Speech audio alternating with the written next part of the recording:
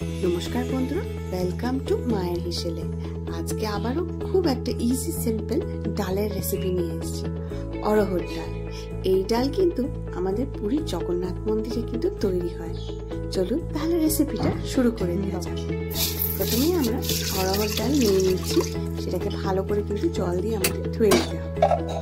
এবারে একটা কড়াইয়ের মধ্যে 2 কাপ মতন জল দিয়ে দেওয়া হয়েছে। ডাল অনুযায়ী কিন্তু আপনারা আন্দাজে জলটা দেবেন।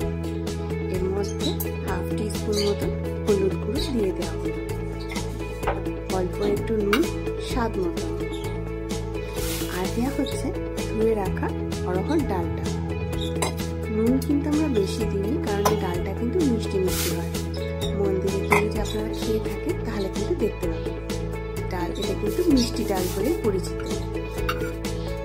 এর মধ্যে এবারে কুচো করে কেটে রাখা নারকেল সেটাও দিয়ে দেওয়া হলো, একটু খুন্তি দিয়ে নাড়াচাড়া করে এটাকে ঢাকা দিয়ে দেওয়া হলো সেদ্ধ হওয়ার জন্য। বেশ কিন্তু ডালটা আমাদের সেদ্ধ হয়ে গেছে। পুরীর মন্দিরে এগুলো তৈরি হয় মাটির হাঁড়িতে। বাড়িতে মাটির হাঁড়ি অ্যাভেলেবেল থাকে না বলে এটা কড়াইয়ের মধ্যেই করা হচ্ছে। ডাল আমাদের হয়ে গেছে, এবারে আমরা এর মধ্যে চিনি দিয়ে দিচ্ছি।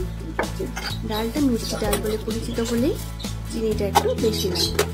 3 টিস্পুন মতো চিনি দিয়ে দেওয়া হলো, দিয়ে ভালো করে চিনিটা নেড়ে নেওয়া হচ্ছে। এটা কিন্তু জগন্নাথ দেবের 56 ভোগের মধ্যে এক ভোগ এই অরহর ডাল।